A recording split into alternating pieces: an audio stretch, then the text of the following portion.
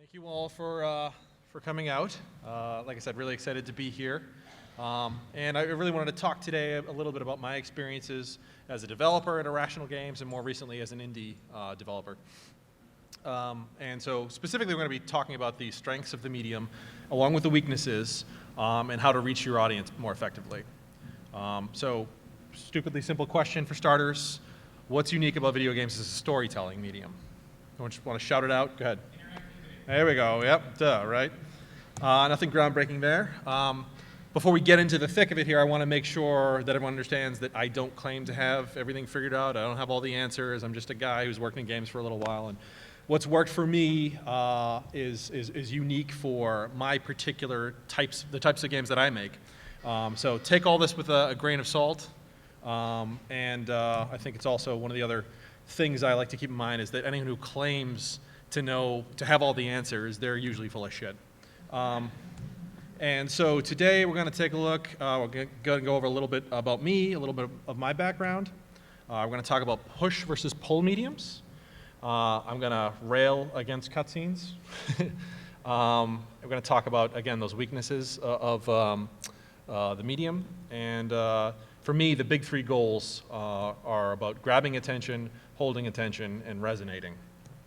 So as we go through all this, we'll have questions at the end, but as I'm going through, please feel free to challenge me, feel free to ask questions and discuss. If you wanted to shout something out, raise your hand.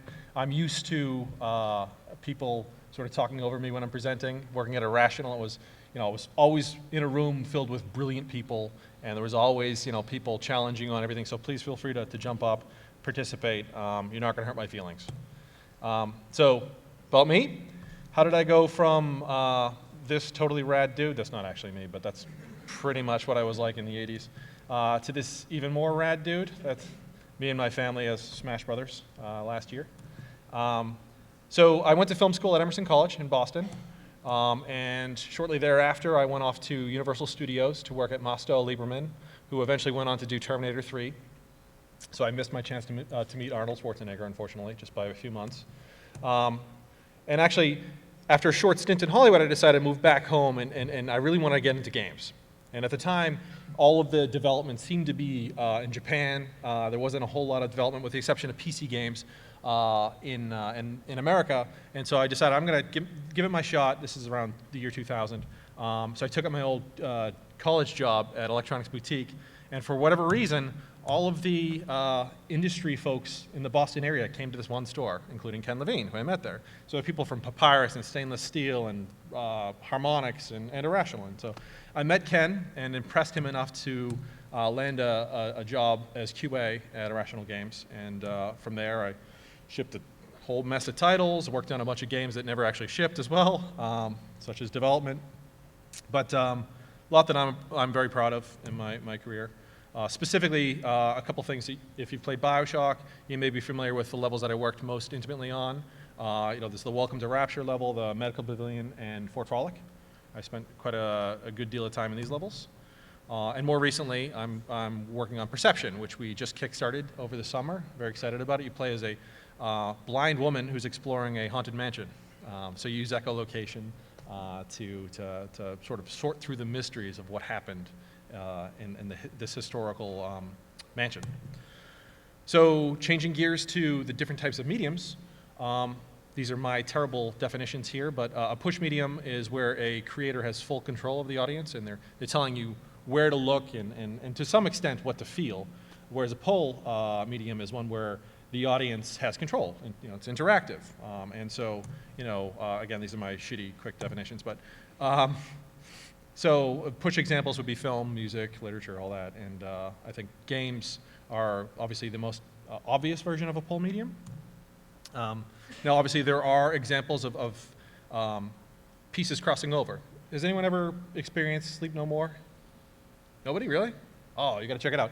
So Sleep No More is this interactive theater piece. It started in Boston. They rented out this old schoolhouse, and you're basically free to roam the entire place freely, and they decorate it in a very BioShocky kind of way. And so you can see the audience are the ones wearing those sort of Venetian doctor masks, right? And so you're roaming around, and there's all these asynchronous events going on, right? You're free to rifle through the drawers and find like a dead bird, like literally you'll find a dead bird in the drawers. But there are all these events going on where they'll have a couple actors acting in the bar over on one floor, and they'll have, in another classroom, they'll have people fighting, and they'll have another group of people making out in a different room, and then you go and explore the bathroom, and you find a bunch of eels in the bathtub, like actual live eels. And so it's as close as you can get to like living a BioShock game, but this is an example of where traditionally theater is very much a push medium, and this is a pull medium. This is an example of it crossing over. So generally speaking, generally speaking, film doesn't really cross over. It is what it is, right? There's not a whole lot of interaction in film, and it's very much like a crafted piece of art where they're able to get all this drama across, right? Now, here's where the problem is. A lot of times games try and cross over and become more of a push medium, and it comes off as Muppets, trying to emote, be dramatic. And the tricky part here is that gamers are notoriously tough critics, right? And so I'm going to show one example of a game trying to be, embracing cutscenes and trying to make a very cinematic experience. And I'm not trying to knock Metal Gear here, but this is often what it feels like to a non-gamer to watch a cutscene, a high drama cutscene. Oh, hold on. I just realized. We can't hear that, can we? Excuse me 1 second. Hold on. That's not the one. I made a change right before I went on here and regret it. We have to skip back to that here. Hold on. Thankfully, I wasn't that far in. All right. And we're back. All right. Should be able to hear this now.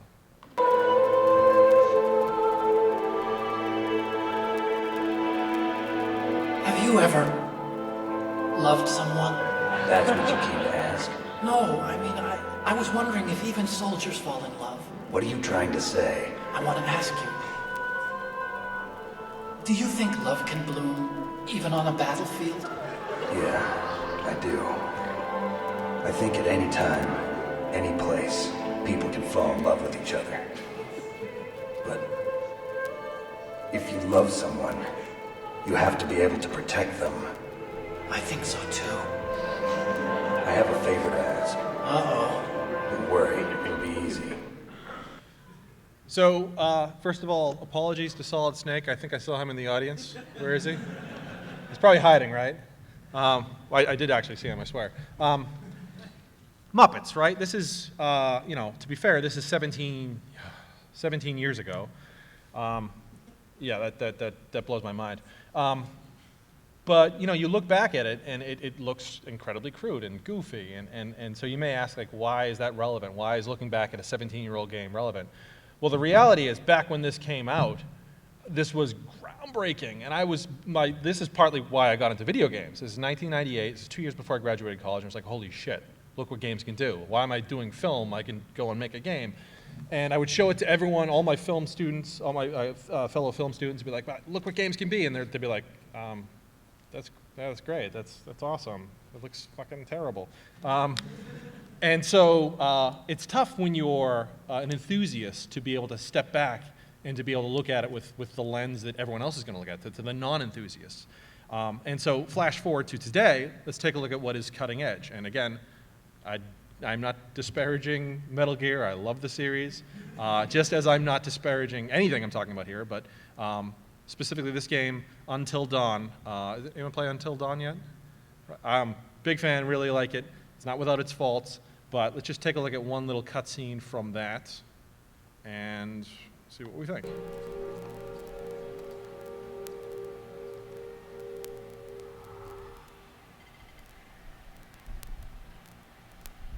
Not the highest resolution video, I apologize.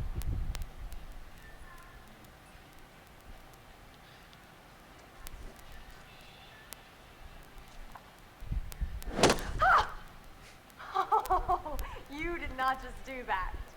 Put your hands where I can see them. We've got you surrounded. But who am I to retaliate? What choice do I, a supple young rebel girl, have but to surrender to the strapping military guard come to take me into custody? Oh, sneaky, sneaky. Thing! Crap. Gotta try harder than that, hero. Where are you hiding, little chicken? Oh, ah! Hey! That would hurt so bad to be hit in the face with a snowball. I recorded this off the internet, so I apologize. It's a little talky. Hello? Come on. Well, so this goes on for a little Hey, while. Mike. Boom, shakalaka. I'm kind of entranced, actually. I'm not going to stop it. Well, anyway, so yeah, I'm not going to play the whole thing, but you get the idea. Now, the thing is, this is, very well executed. I think technically it's very impressive. The entire game does a really good job building the tension. It's well written and acted, and the animations are amazing. Again, very cutting edge. On the negative side, it's mostly cutscenes, which is not. I don't particularly care for cutscenes, but I think for the type of game it's trying to be, that works. But I think the problem to most of us here, or at least to me, I look at this and I'm impressed, but I've been able to step back and be able to say, okay, well, what does the average person who doesn't like games think? And, obviously I heard some chuckles about some of the QuickTime events and that sort of thing, and yeah, they break a little of the immersion. But I think it's all a question of what you're trying to do. But again, just try and put yourself see the game through the lens of like, okay, well, what would a non-gamer or non-enthusiast think about this? Because it's very easy to lose sight of that. And frankly, I think in another 15, 17 years, that's going to be goofy as hell. But let me tell you where I feel they're doing a good job of, I think, very intentionally in this particular scene. They're enhancing the experience. They're making it creepier by, we'll talk about specifically how they're doing it in a second. So there's these sequences where you're meeting with a shrink, and he's sort of giving you a little bit of analyzing you and sort of getting into your psyche. Oops.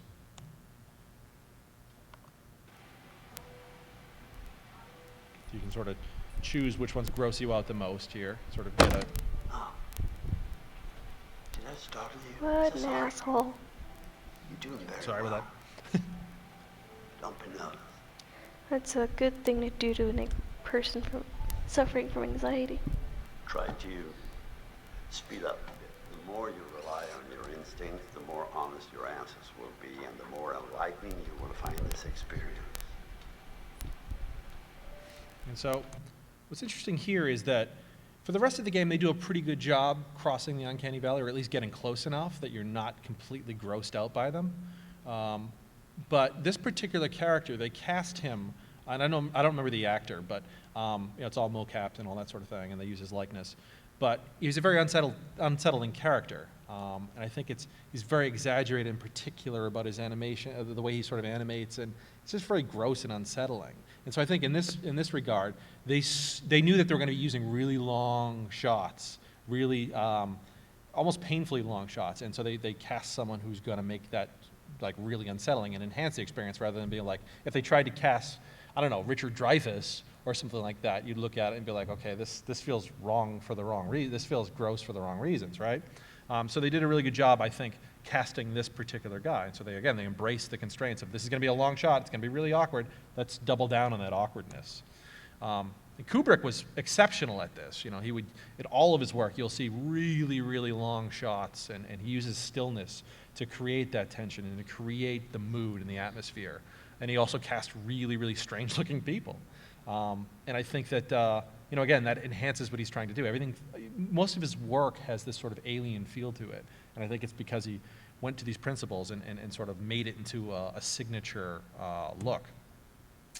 Whereas I think you look at Silent Hill, I think they did this unintentionally.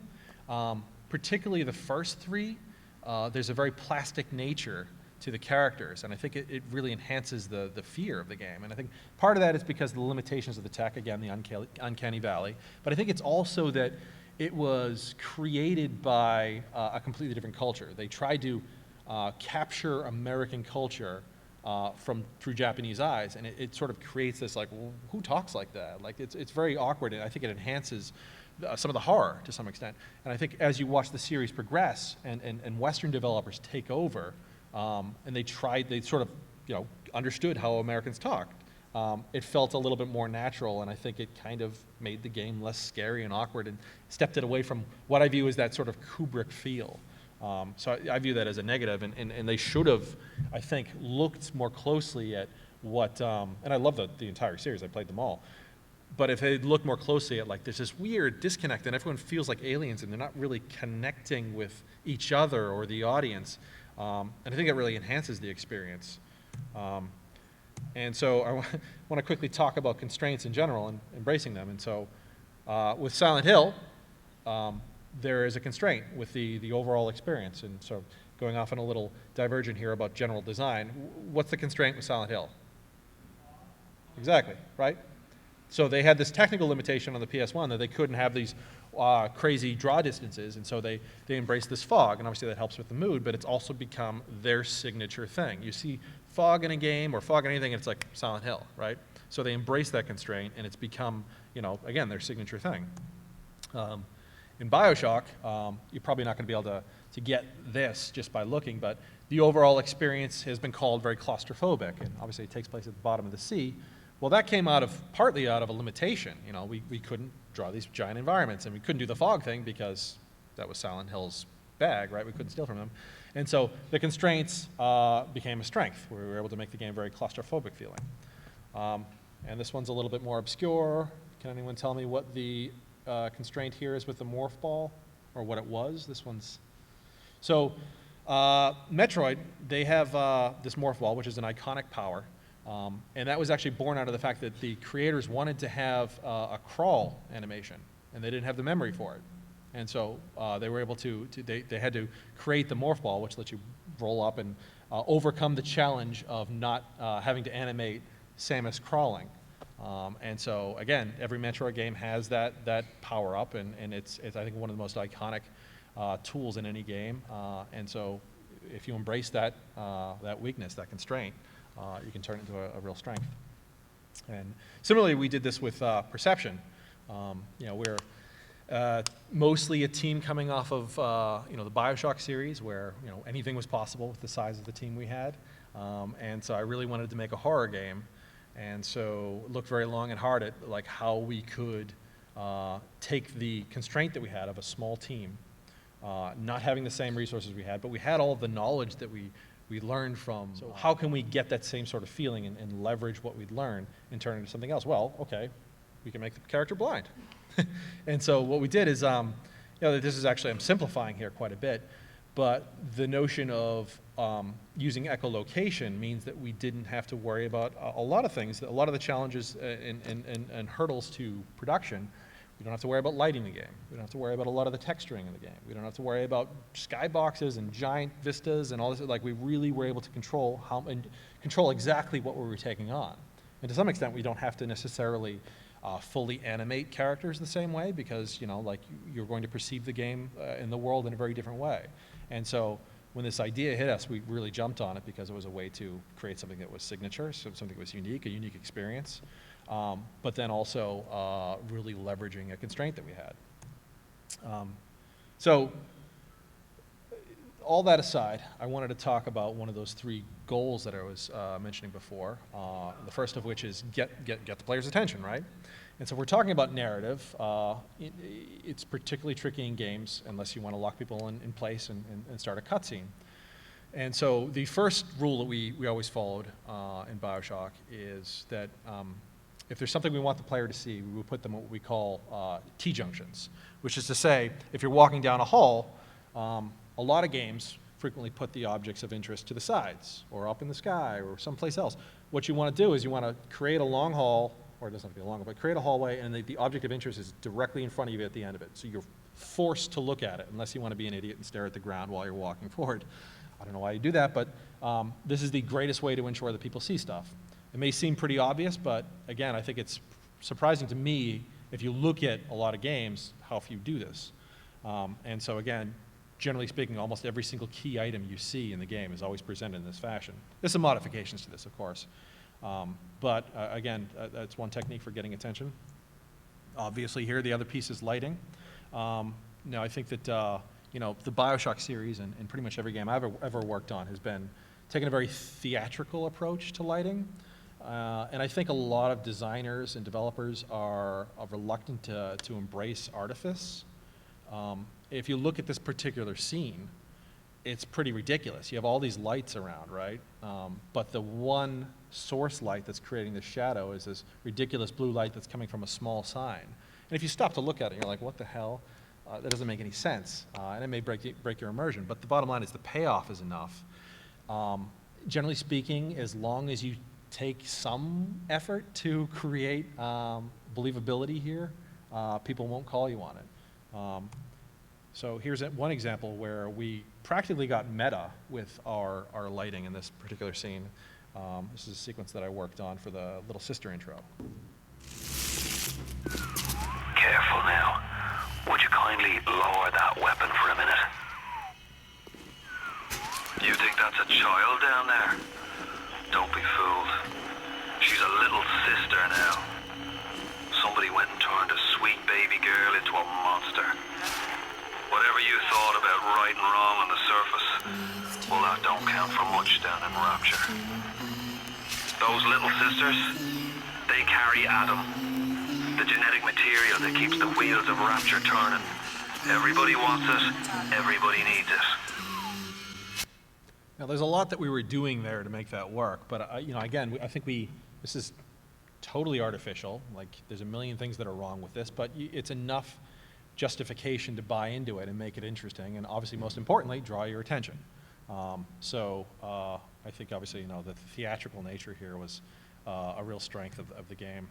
On the flip side here, I want to, and I'm sure you've all heard this a million times, but I want to stress how important it is to avoid putting stuff up in the sky. People do not want to break their y-axis. They do not want to look up. It's difficult to get them to look down as well. But in a game like BioShock Infinite, where the entire thing is, all this stuff is up here, and it's a floating city and verticality and all that sort of stuff, it is a pain in the ass to get people to look up. And so there's a million tricks that I could get into here, and I think in particular, Halo does a really good job with framing things.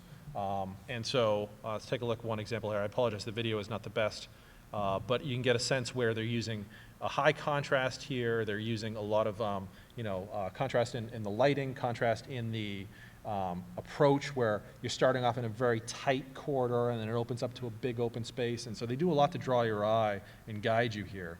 And the Halo series is really, really strong at this. But let's take a quick look at this. So again, tight, dark, opens up to a much wider, broader experience, right? So obviously contrast is a really key piece here, and that's exactly what this particular frame does. Another obvious choice here is companion characters. You know, with Elizabeth, she was our guide through the game, and she would emote quite a bit. She would direct you where to look, and in a lot of cases what to feel. So in my view, these are the most powerful attention grabbers. And again, that they have the side benefit of having an emotional response or a guidance as to how the player is supposed to feel. But obviously, they are super expensive. And the exception being, in BioShock 1, we had Atlas, right? He was there with you the entire time. He would tell you where to look sometimes. He would tell you what to feel, what to think, and give you whatever sort of briefing we needed at the time. So there are certainly ways around companion characters, ways to do cheap ones. Now, I know I've railed a little bit against cutscenes.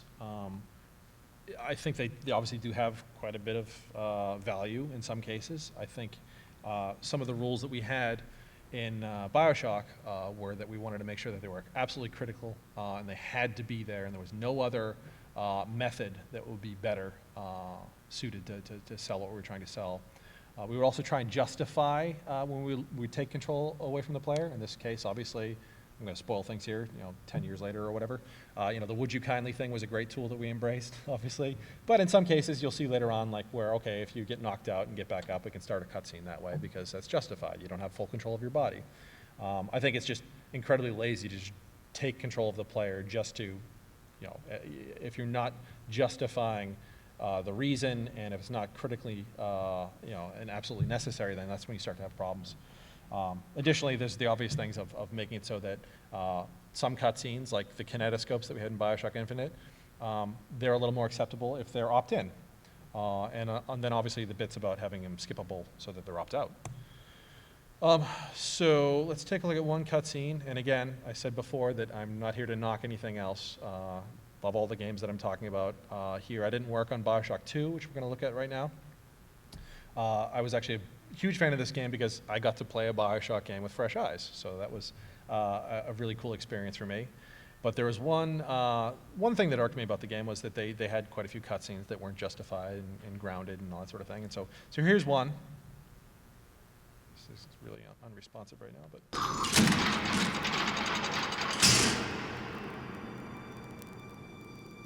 You see? This is why I must fight Sophia Lamb. She is using the new little ones for something. And I have returned to rescue them.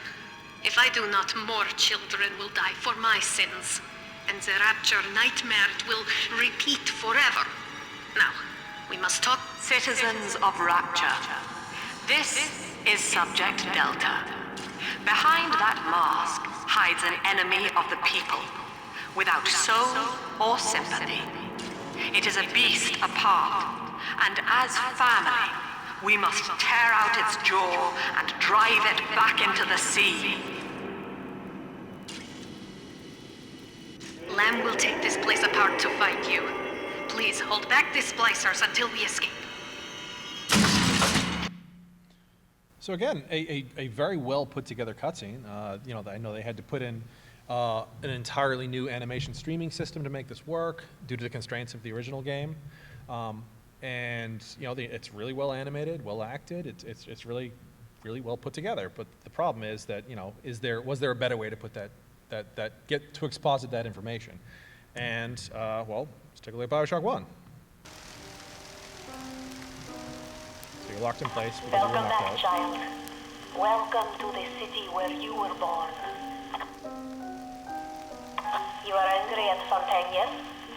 Now you know the truth. You are his tool, brought back to Rapture to save him. You have saved many of my little ones. I owe you a debt. While you sleep, I undo some of Fontaine's mental conditioning. His control is no longer complete, but he can still pull some very unpleasant strings. We made your mind with many locks and keys. Fontaine has most of those keys, but not all. Suchong designed your mind, taught Fontaine to control you. You might find answers in Suchong's flat in Mercury Suites.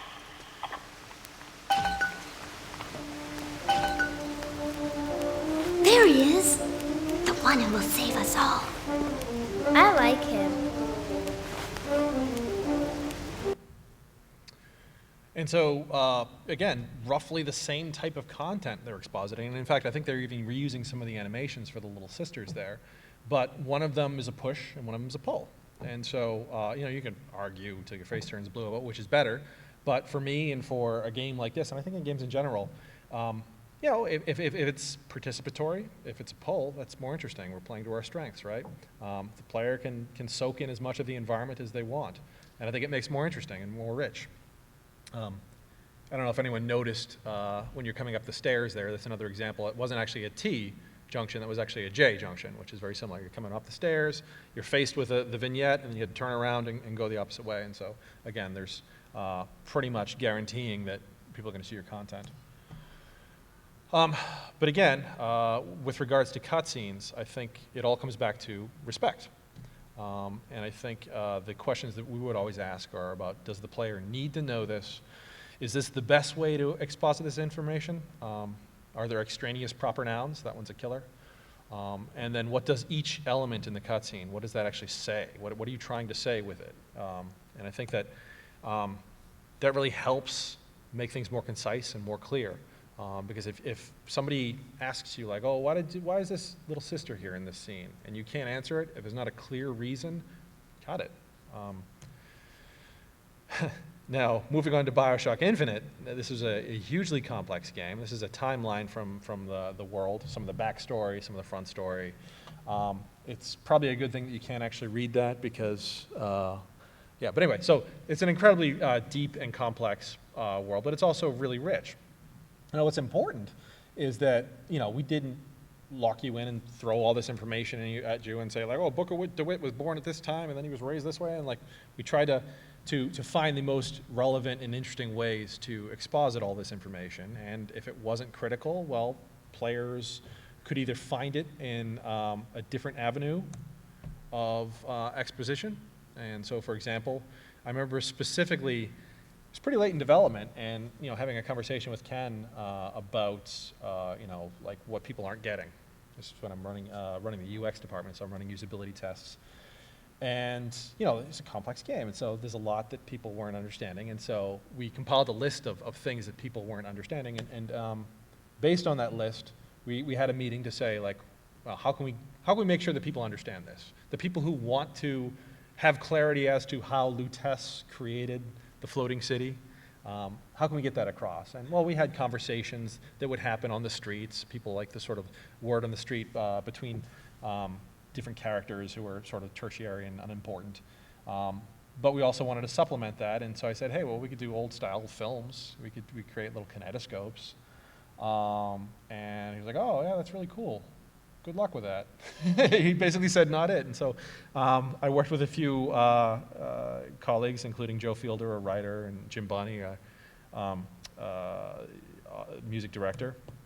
And so, for example, here's a kinetoscope from the second piece of DLC that serves to get a little bit of the backstory behind Fontaine. It also serves as a sort of crash course about what he's all about if you didn't play BioShock, or in this particular case, it was, 6 or 7 years after you'd played BioShock in some cases. So different side of who he is and stuff that we couldn't bring in the front story. And so let's take a quick little look. The time has come, brothers and sisters. Did you want to keep climbing Andrew Ryan's ladder? Just to watch him knock it down as you're reaching the top? The cards are stacked.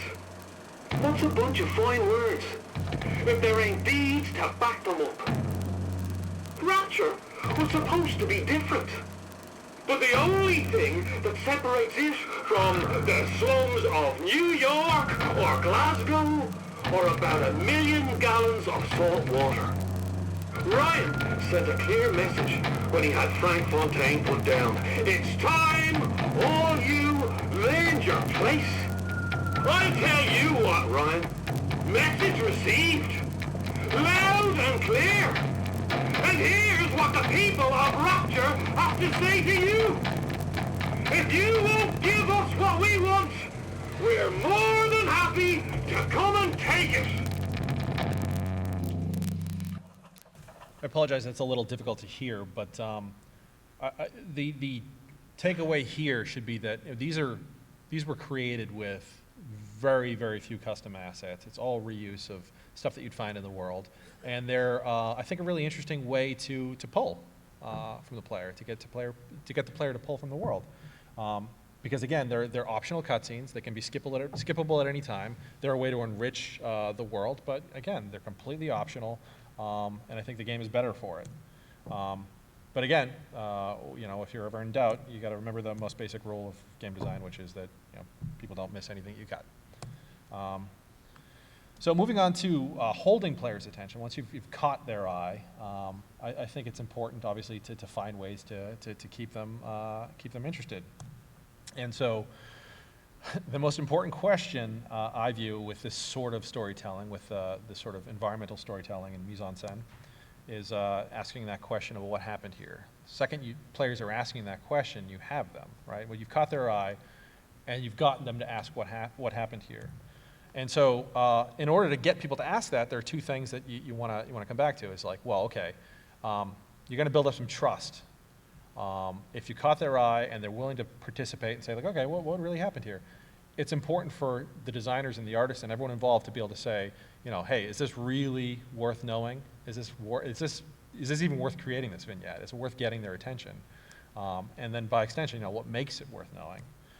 And so in this particular sequence, and it's just one little vignette from BioShock 1 towards the end of the game, I think what makes it work is that it's relevant. It's speaking about characters that the player has interest in. They've already established, you know, Suchong and the Big Daddies. I think it's relatively exotic. I mean, we've all seen a million different death poses in games, right? But I think this one's interesting because, you know, that particular pose is pretty extreme. And I think, you know, obviously it's got that giant Big Daddy claw that we've seen before, so again, relevant. And then I think that, you know, it's answering questions that you've been asking. You know, what happened to Suchong? You've been listening to all of his logs.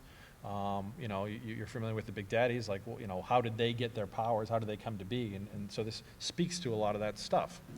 So if you just have a vignette with a dead doctor somewhere, well, people aren't really going to care, right? They're going to look at it for 2 seconds, and they're going to move on. And speaking of, I did a quick search for psychiatric hospitals in games. Came with a list of, you know, what's it, 51. 51 games have them. I'm sure it's actually a lot more than this, but this is just what was on the Wikipedia page. That's fine. We can have psychiatric hospitals as levels. That's totally fine. I think what it comes down to is trying to find ways to make that resonate, trying to find ways to make that interesting. And so in BioShock, you know, I worked on the medical pavilion, and so it's essentially a hospital level, which we've seen a million times, right? Well, keep in mind that it's also a hospital that's in a capitalist utopia that has a bunch of competing hospitals. So that's already interesting. It's also at the bottom of the goddamn sea. So that's interesting, right? But I think what really makes it stand out is that it's about this crazed plastic surgeon who's obsessed with Picasso. Like, that alone is something you haven't seen. You're not going to see that in another game, right? And so we found a unique angle and we exploited it, and we ran with it. And I think it's part of the way that we held people's attention. So we're having people approach these vignettes. You can see right here, T-junction, approaching these vignettes. So they're seeing it, and then we're earning their trust and getting them to inspect it further because, I mean, what the hell is that? I mean, look at that. Aesthetics are a moral imperative in blood. Like, you know, that's, I haven't seen that in another game, right? Speaks exactly to his character, speaks exactly to what Steinman is about. And you have those creepy, you know, Picasso-like surgical drawings there. So again, despite the fact that it's at the bottom of the sea and, you know, capitalist hospital utopia, we took it even further and tried to find other ways to hold people's attention beyond that. And to me, I think it really comes down to the human element. You know, Steinman was the human element there. It wasn't just about the different tools of a hospital, and it wasn't just about, oh, here's the surgical wing, and here's the place where they prep the patient. It's like, we've seen that before. That sucks. And so I think the human element is what makes people take notice. And so, because what it all comes down to is that people have seen it before, and they're not going to care. And so you have to find ways to make it sing, and so that it'll stick with them. And so, once again, another important question, how do you make people care? So the obvious answers here are you want to test your ideas out, you want to put it in front of people and see what's resonating with them, and you iterate until it really sings. But does anyone know what this is? Anyone? There we go, yeah. So this is a gatherer, what the Little Sisters eventually became. So originally there were these little bug-like things that were roaming around, and your goal was to harvest them, right? We wanted to have a moral choice, though, to make it so it was like, well, we don't want it to always be the right answer, because that's not interesting, right? And so the reaction that we got from people was every time they saw these things, they would run right for them and start whacking them, right? That's not what you want. And so despite the fact that they had these, you know, lumbering hulks protecting them, people were like, well, fuck it, that's a bug, I'm going to squish it. So they ran at them and just had at them. And it was only until, you know, we humanized them, made them Little Sisters, that people started caring, and there was, you know, an interesting choice. And so, again, you know, we tested, we iterated on the the former gatherers, the bugs, but it was only until we found the unique human element that made people care. Change gears real quick, and I wanted to talk about creating a successful sequel. So one thing we looked at in particular when we were creating BioShock Infinite was Terminator 2. And they do two things to make the sequel really work. They double down on the T-1000, or sorry, T-800 by making an unstoppable killing machine even more unstoppable, right? That's what everyone tries to do with the sequel, but they found a really unique angle that made it really compelling. And they also added a twist. Arnold, the villain from the first movie, is now the hero. Now, you may be asking, well, what does this have to do with games? I think this can be applied to any aspect of game development. If you look at, these are really early prototypes for the weapons in BioShock.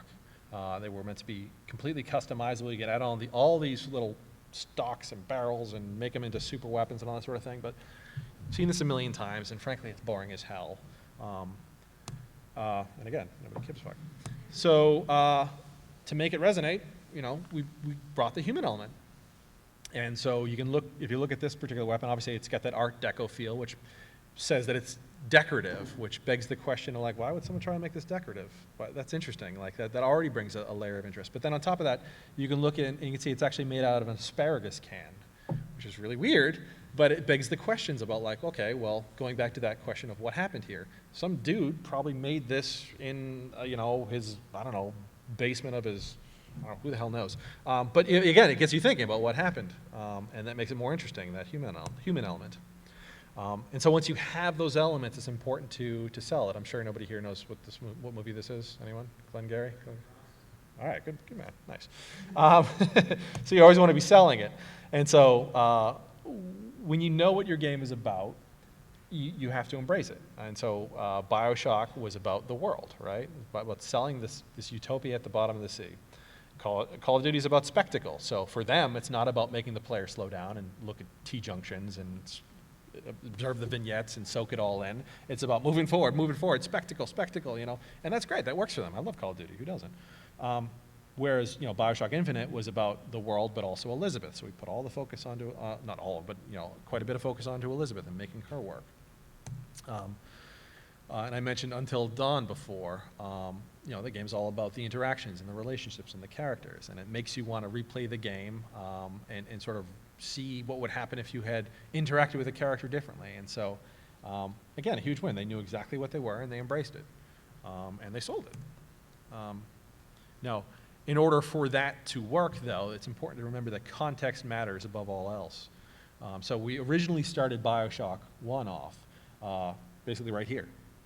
You start off in the middle of the ocean, you fade in, and this tail of a plane sinking right in front of you. You get enough from the context, you get, okay, I'm a plane crash survivor, I guess. You'll swim to this lighthouse and see what the hell's up. Oh man, did we get panned for this.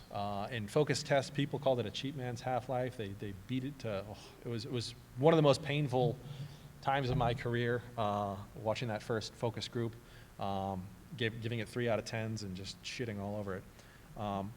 But the important thing is we took a step back and we looked at, okay, what are they really saying here? And we found that the other most important question is who the hell am I? And so we were able to, from that, realize that it wasn't resonating with them because they weren't understanding who they were, what their goal was. And we could have put up on the screen and said, hey, go figure out what this rapture thing is, but that wouldn't have been enough. They wanted that context. And so we simply added this 1 20-second little cutscene. So again, this adheres to a lot of the rules I was talking about before. It's justified that you were locked in place because A, it was the beginning of the game, so you can get away with a little bit more there, but you're also on a plane, so you're kind of locked into place. It was as long as it needed to be. It was, 20 seconds or so, got exactly what we needed. We cut a ton of stuff here to make it so that it was just within those confines. And based on this, they played the beginning of the game, and they got it right away. They say, okay, I'm this guy on a plane crash, and I have this sort of mission. I don't know what it is, but we posed enough of a question to get people interested and to buy in and to eventually resonate when they figure out who they are. I think that it's important to realize here that mystery is important, obviously, in a narrative game. It's one of the tools, one of the most important tools of the BioShock franchise. But what we had before was we were purposely embracing mystery. We wanted people to ask questions, but we didn't want people to know who they were. But it was too much mystery, and so it's all about testing, iterating, and figuring out where that line is. Interesting thing though, we went ahead and we made the same mistakes on BioShock Infinite, which we all know this quote by Einstein here, and basically you can keep doing the same thing over and over again. And so we created Welcome to Rapture in BioShock 1, which Game Informer called best opening of all time, which pretty awesome. It's 5 years ago, so I don't know if something has dethroned us yet, maybe. But anyway, with BioShock Infinite, we decided we're going to double down on this. We're going to go even deeper. We're going to go even broader. We're going to better production values. We're going to knock people's socks off. But the reality is that in usability tests, people were playing the game, and despite the fact that it was stunningly gorgeous, people were incredibly enthusiastic about the world. It's almost overwhelming in some regards. There's just all this stuff to look at and people talking and things to futz around with.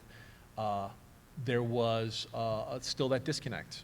And it all came down to, again, who the hell am I? And we had, a little bit of backstory about who Booker was, but the reality was that people did not get any sense of urgency. This is important. In BioShock 1, there was this tremendous urgency. You're a plane crash survivor, right? So right away, it's like, I got to get the hell out of here and try and survive. In BioShock Infinite, you start off essentially an empty lighthouse. You make your way up to the city, and you're in this fair, and everything's laid back and fun until the horrible stoning incident. So originally, the lighthouse was completely empty. And again, people were just kind of like cruising along and being like, okay, this is pretty, this is awesome, but what am I doing? What's the point? And so we simply added this note on the door that says, this is your last chance. We added the signs of the struggle and the murder victim in the lighthouse, and it grabbed people. People were like, okay, this is serious business. I'm this noir detective guy, and they want to kill me, so I better do something about that. So that call to arms, that urgency, completely changed the beginning of the game and made people feel more engaged and interested and all that. And so, again, make sure you're grabbing people's attention, and then you want to make sure that you have enough content and interest in something that's fresh to hold the attention. And then, ideally, you have the elements that we talked about to make it resonate. You've tested it, you've gotten the sort of reactions, and iterated it enough to make so that people it's sinking in and sticking with them beyond when they put down the controller. So, that's the gist here. I'm more than happy to answer any questions right now, but down the line, if you want to email me or tweet at me or whatever, I love being challenged, like I said before, so please let me know if any of this sounds stupid or if there's something you want to add to it. I fully encourage people to challenge me, so feedback is welcome. Meantime, questions? Yeah? I'm embarrassed to say I haven't.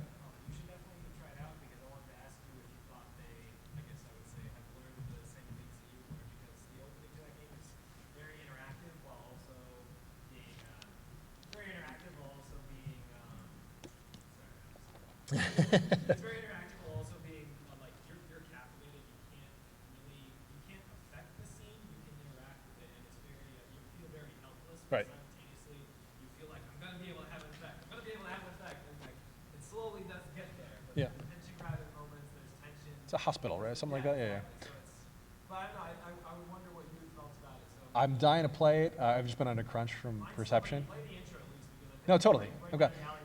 I was ready to be done with the series, and again, I like it, and I will always play games even when I'm not interested, just because I think it's important to soak in as much as you can as a developer. But I've heard really, really amazing things. I've heard that with other Metal Gears, though. But I've heard time and again that people are saying that they really seem to shake things up quite a bit. So cool. Makes you frustrated while simultaneously still wanting to make you try. Cool. Thanks. Well, I will check it out. Good stuff, man. Thank you. Hey. What do you think of when in the mini cutscenes when a boss bursts through a wall that supposes you get really cool camera angles? Sure. I think those are, again, it's what's good for the goose is not good for the gander. I think in some cases those are totally cool. I think my problems usually are more that like, oh my God, I've seen this, like that particular roar thing that we've seen a million times is like, been there, done that. I'm more interested to sort of see it beforehand, to sort of like get the little tease of it, to see its tail, you know, skirt by as I'm approaching it, that sort of thing. Because like, listen, we've all seen giant beasts roar at us a million times, and it's what Stephen King said, right? Like, the second I see the creature walk through the door and see that it's, well, I'm misquoting here, but, you know, see that it's 18 feet tall, I'm relieved, I'm not scared. And that's because, oh, I was imagining a creature that was 40 feet tall. Like, you're never going to exceed people's expectations or imaginations. And so those things can have their place, but I think, again, you got to find a way to either, again, double down or twist, right? So I think that, and I love the Zelda games, right? I grew up on them. But, I mean, every single one has that thing where it comes out and does that same roar, and it's like, oh, you know, is it really bringing anything? I don't know. Hey, what's up? How do you feel about a story that has to be found and not told? Because there's two games that do the same thing. Mm-hmm. There's Dark Souls, who does it well, and then there's Destiny, who sort of tried to do it, but it doesn't work as well. Mm-hmm. I feel like it's a double-edged sword. I kind of want to know your thoughts on that. No, I think it speaks to what I was getting at about pull. Absolutely. I think you want to, as much as you can, let the players tease the information out and exposit it from the experience rather than from cutscene or anything like that. I haven't played a whole lot of Destiny. I mean, it's like level 15 and a couple characters or something like that, not even 12 or something. And I know that they've gotten a lot of flack for some of the story stuff because listen, that's not the focus. Like they make a kick-ass game about loot and going out there and making a killer shooter, and so I can't really speak too much about Destiny. Dark Souls, that's an interesting example as well. Again, I think it's a case-by-case thing, but I think generally speaking, games are strongest when they are about letting people pull the exposition out themselves through interactivity. Does that answer enough? Or yeah. So my take is always try and pull, or let player pull, I guess. Hey, so Oh, sorry. I'm a really big fan of BioShock. Thank you. However, one of the things I noticed about the game is that it's really, really good at like putting things on display, but not really in terms of like a story that's interactive. It feels very linear. What are your thoughts on games that allow players to have much more control or influence on the story? Or how can you bring about more of that without making the game overtly like branching endlessly? No, I mean that's I mean there's Alex Kay, a designer on the BioShock series, he had this term he used, illusionary gameplay, which I thought was very, very telling. I think that it comes from when he worked on the Thief games. I guess everyone on the team was convinced that there were headshots in the game, and there weren't. Like there was no additional damage or no change if you shot a guy in the head or in the chest, or at least not for most of the development. I don't know if they shipped that way. But making people believe that something is a feature is a very powerful thing. Making people feel like they're having an impact is very different than actually having the impact and making it so that things branch. I think I'm an enormous fan of the BioWare games. I mean, they're groundbreaking stuff about the way I still think, with the exception of what Telltale has done recently, and like if you haven't played Until Dawn, you should check that out because they do some really interesting branching mechanics. And to me, I think it's most interesting when it's not 100% clear which actions are choices, and I think when you put up the choice on the screen and say like A or B or that whole thing, you get you start to get into issues. So I think that the first thing is that choice is extremely difficult, particularly when you talk about narrative branching and all that. That's where your production budget blows out of control and all that sort of thing. And so for a while in BioShock Infinite, we were playing with the idea of branching storylines that would sort of branch out into a sort of diamond formation. So they make it so that you make a choice, and then there'd be content that would split, but they would always meet back up in the same spot. And that worked very nicely with the theme of the game, the whole, I don't want to spoil anything here if people haven't played it, but that was well integrated into the game. Unfortunately, for a million different reasons, those sort of choices, that we didn't have as many of them as I think we would have liked, but the important thing is that there are a bunch of different approaches. Just know that if you're getting into sort of making it so that you're having branching storylines, that's a real rat's nest, and it can be a real problem. I think if there are ways, and I wish I could point to good examples, you should definitely look at Until Dawn, because it feels like there are a lot of choices that you're making that aren't necessarily impacting, that even though they're not explicit choices or binary choices even, they feel like they're somehow impacting things. And so again, that illusionary gameplay can be a powerful thing. There's a risk there that, as long as you're not, I wouldn't flaunt that and go out there saying like, oh, there's all these choices when they're not there. You have to be honest, obviously. But that can be a powerful thing. The illusion of gameplay is a powerful tool as well. Does that help? Okay, so not to cut this short, I know some of you might still have some questions, but we want to make sure we're moving along on the schedule. So don't hesitate to reach out to Bill with any questions you have, and I think he'll be around for a little bit longer to answer anything else. But for now, let's give him a round of applause. Thank you. Thanks, guys.